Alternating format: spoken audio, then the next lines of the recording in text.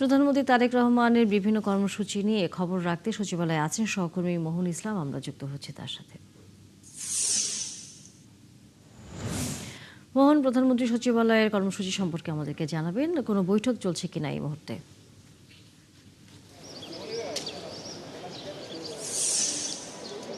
Optical ব্রাইটেনার, colour guard এবং জার্ট lock সমৃদ্ধ advance ফর্মুলায় এলো নতুন রে ডিটারজেন্ট পাউডার। তা নিয়ে বৈঠক তো আসলে সকাল থেকে চলমান।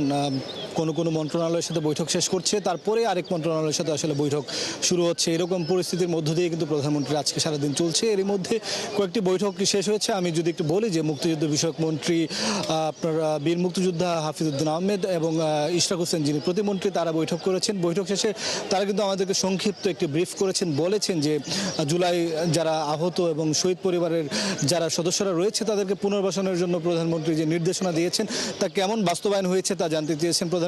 এবং জুলাইয়ের যারা আহত এবং শহীদ পরিবারের সদস্য রয়েছে তাদের পুনর্বাসনে সরকার কাজ করছে বলে কিন্তু তিনি জানান।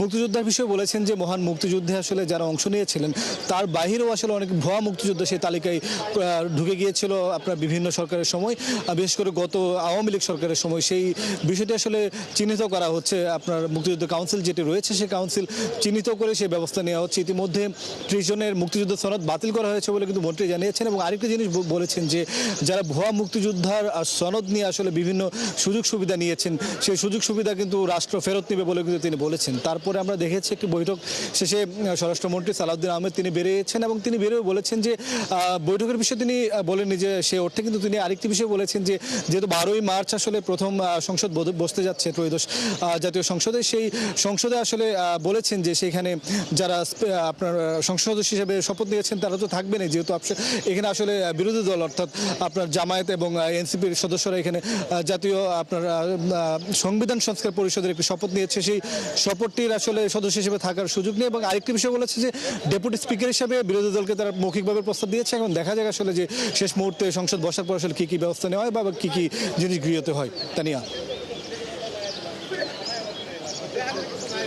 মোহন ইসলাম, অনেক ধন্যবাদ যুক্ত হয়ে আমাদেরকে সচিবালয়ের সর্বশেষ খবর জানানোর জন্য।